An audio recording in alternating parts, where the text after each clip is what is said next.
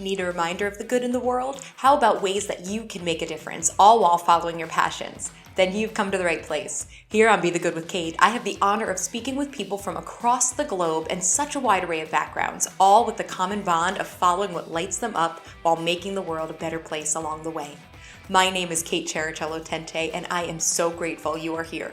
If something in this episode resonates with you, please reach out. I absolutely love hearing from you. And if you're willing to spread the word, sharing these good news moments with others, a share on social, comment, review, or a text to a friend about Be the Good with Kate, all goes such a long way. Thank you. I've learned so much from all the guests on Be the Good with Kate over the years, and I hope you leave here with some nuggets that stay with you too. Here's to making the world a better place in any way, shape, or form.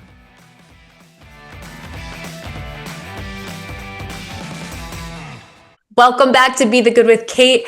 Today, I'm really excited to introduce you to Anna Pakman. Here's a bit about Anna. She is an award-winning New York City-based director, writer, producer, and advocate for disability inclusion in the media. Also just discovered that we used to be neighbors. She is passionate about elevating stories that accurately and positively portray the lived experience of people with disabilities in fresh and unexpected ways. Anna has a very interesting mix of places she's worked on her resume, including NBC Universal, and she is now the head of digital marketing for New York State's Economic Development Agency, where she oversees digital marketing and content strategy for the iconic I Love New York campaign and helped develop I Love New York's nation-leading accessible tourism initiative. Anna holds a BS from New York University, an MBA from Columbia Business School, and a certificate in sketch writing from UCB, which is Upright Citizens Brigade. Anna, thank you so much for chatting with me today. Yeah, thanks for having me here, Kate. Oh, absolutely. My pleasure. I'm so glad that we connected. And, I know you have a film out, Emergency Plan, and I want you to share more about that. But first, I just want to ask you more about your why. Why is this such a focus of your career? And how did you develop such a strong passion for advocating for the disability community?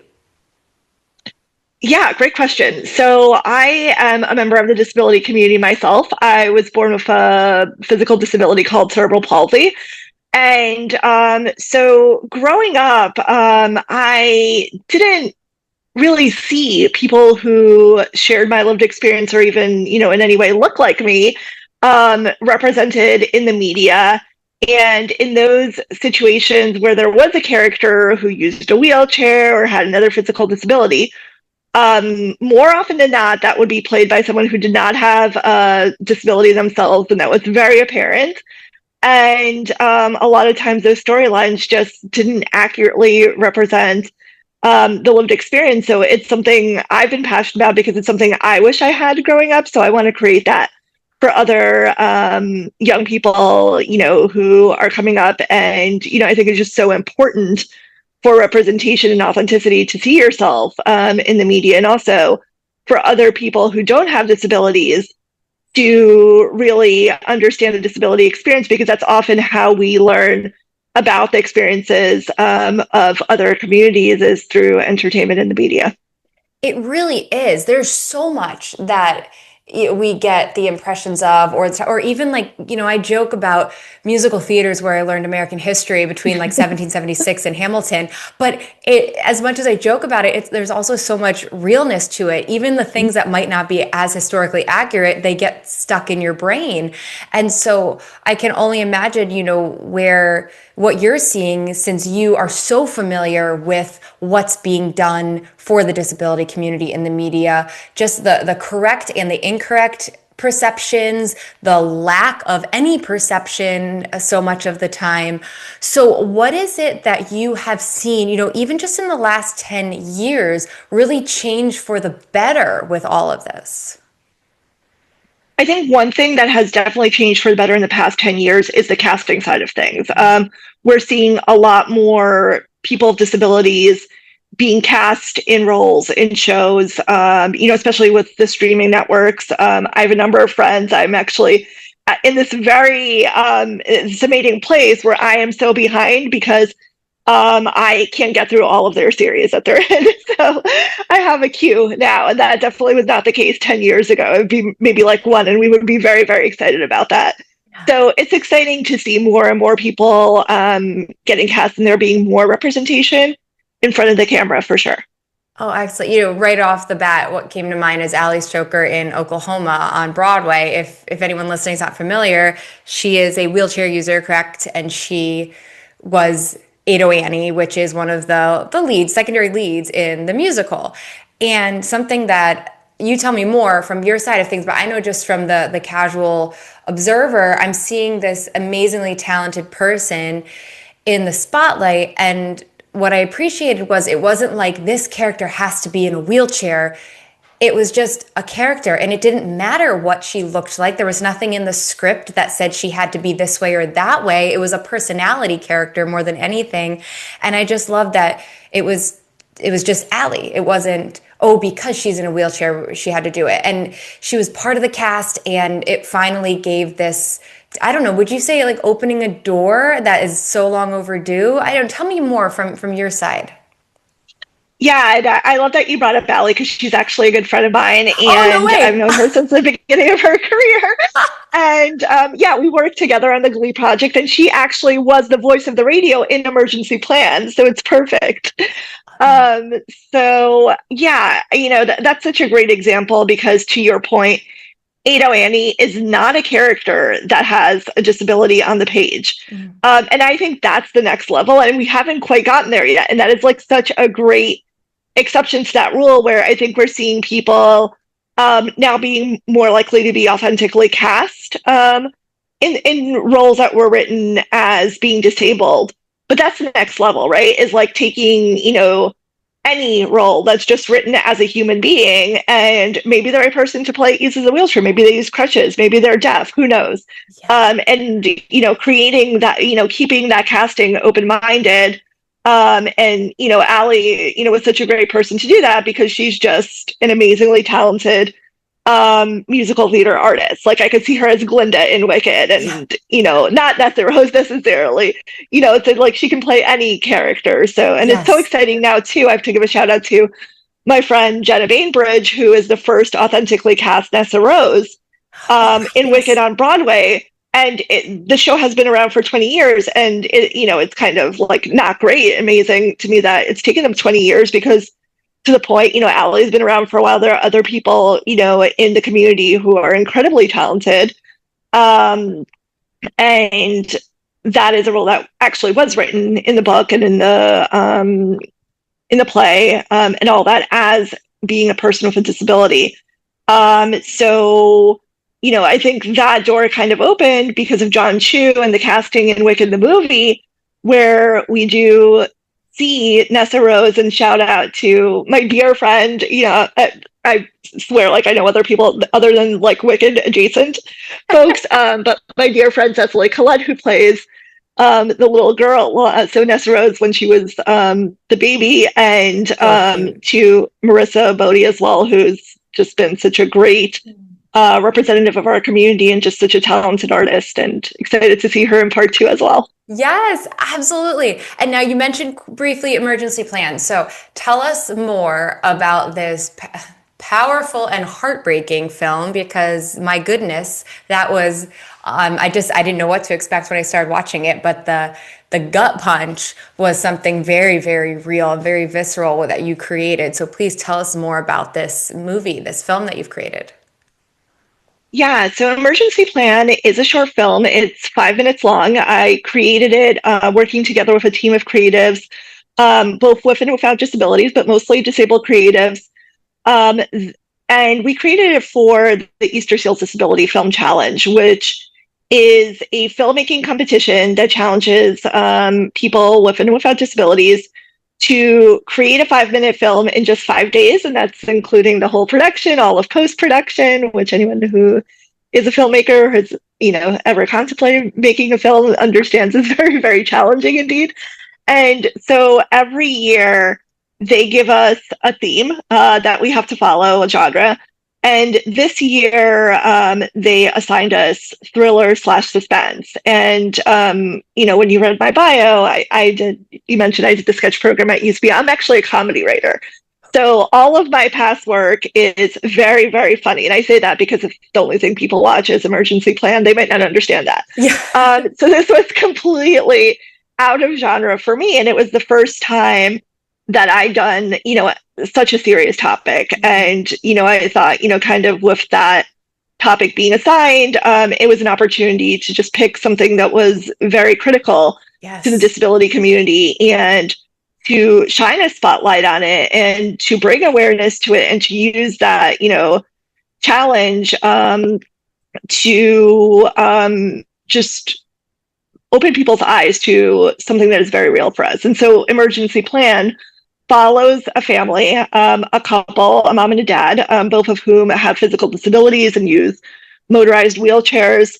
And they have a young child. And in the film, they are in the midst of an earthquake emergency. So there was just an earthquake, and there's aftershocks that are coming, and they're getting all of this information from a hand crank radio, very War of the Worlds, Orson Welles style. We don't actually see the outside world. We're on a very small budget. So, that's kind of a creative way around that. Mm-hmm. But, they're physically unable to get out. They're, relying on help that never came.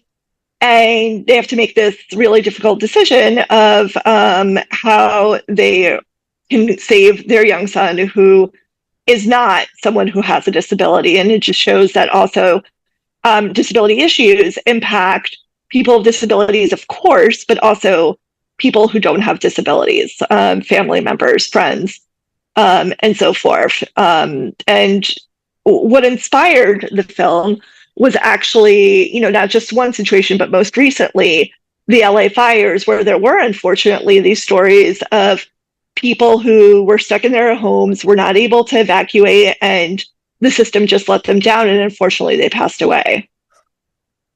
I mean, just the amount of emotions that go into that. And thank you so much for what you're doing to get these insanely important messages out to more people. I may be overgeneralizing, but I think it's all too easy to miss so many important topics, in so many lanes in our lives when we aren't exposed to them regularly. Like, for somebody who is living in maybe a town that just everybody seems, and I say that with some major air quotes, seems like they don't have a physical disability, or, that everything is that kind of Pleasantville vibe, or, fill in the blank with what you will. And it's not in their circles, and they don't realize that this is happening and the needs. I mean, how do we get the messages to any of us who are not seeing them regularly? You're in New York City and you're a part of the disability community. I mean, there's so many ways where you're seeing it. When I was in Manhattan for 14 years, we see all sorts of people every single day. And now I'm in a suburban location where it's very different, and there's people. And where I'm going with that? Where is my question there? Sometimes this happens. I let my thoughts keep going. But what do we do? How can we keep getting these messages to the channels that might not be otherwise getting them? Well, I think it's really incumbent on the entertainment and media industries. We talked about how it's becoming more inclusive in front of the camera, but I think it's equally important that, we look at what's going on behind the camera. And I can guarantee you there is next to no one who looks like me, who's in a director position, who's a studio executive. Writers' rooms, less than 1% of writers in writers' rooms have disabilities. And so that's why the stories are not getting written, they're not getting told, is because simply the people, who are writing for shows, who are, represented in selling scripts, they don't have the lived experience. And they're not able to tell those stories authentically. So they a lot of times shy away from telling those stories at all. Sometimes they'll bring in, people with disabilities as consultants for a little bit. That kind of is only, provides a limited perspective. It doesn't make it central to, the work that's getting done. It's still, kind of coming from that um, non-disabled lens. And so I can understand why, people working, in the media mainstream would shy away from this topic because it is a very difficult topic to cover the right way. And that nuance that you're able to see in the film, that's a result of pretty much everyone in the writer's room, me, the our DP, everyone coming in from the perspective of disability. And so it's that fine line between, and it was a very challenging writing project because on the one hand, this is a story, it's a very claustrophobic story about people who are stuck due to circumstances that are outside of their control. At the same time, to make a good film, you need to give your characters agency. So it was like, how do we do this without making it into a super petty project, which is probably the way this would have, kind of come across if it was done by the mainstream system, which is just not used to telling these stories in an authentic way, and just still giving the characters, the parents agency in the actions that they're taking, because throughout the film, and folks can watch it for themselves, we see them making decisions, difficult decisions, but they're very much in control of what's going on there within that like smaller, that zoomed in lens of, what do they do about their son. So I think that, that's why we don't see it. And I think the solution to that is actually reopening doors so that more people with disabilities are able to tell these stories in the mainstream media, which has that broader reach to talk to, both our community, and we're major consumers. So even, you mentioned not seeing people with disabilities in your town, but there likely are people with disabilities you just don't realize. Exactly. Because there's also a lot of non-visible disabilities. So people with disabilities are 25% of the country. And so there's a lot of disabilities, that also like are not visible to the eye, but it's important, just to know that this is the big market. We have money, we watch things, we go to the theaters. And also the non-disabled community of like being able to access these stories in a more authentic way.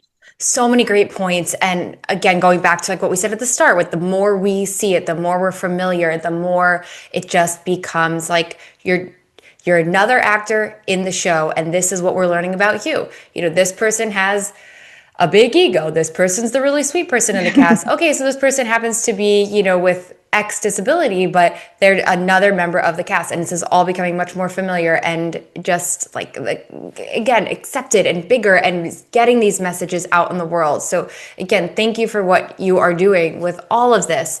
And what has been the biggest challenge for you, especially as the filmmaker yourself, getting from point A to point B, getting from the idea to getting this out there? Tell us more about that. Yeah, I think, doing this in the constraints of the Easter Shield Disability Film Challenge, it's, and also I forgot to mention, it's an all volunteer project. So everyone who's working on, these projects is a volunteer. And so I think, building the right team, definitely, finding people to fill all of the different roles. And I think also just the time constraint and working within that 5-day time constraint is definitely very challenging. But also, it's a good constraint in a way, because it's easier to get, things done when everyone is focused on a goal, and it's a specific, period of time. There's a deadline, everyone's aligned to that. And otherwise, like I do feel like sometimes projects can linger and languish if you don't have that. Yes, they definitely can in the film industry, for sure. What is one thing that we can all do today to make a positive impact on the disability community? I think just being aware, it starts with that, and just understanding that people with disabilities are people like anyone else. and just being more aware and being allies. I think we're at a time now in this country where unfortunately all marginalized communities need as many allies as possible. So one thing immediately that people can do is call your congressperson and tell them not to cut Medicaid, because that is a huge issue for the community right now.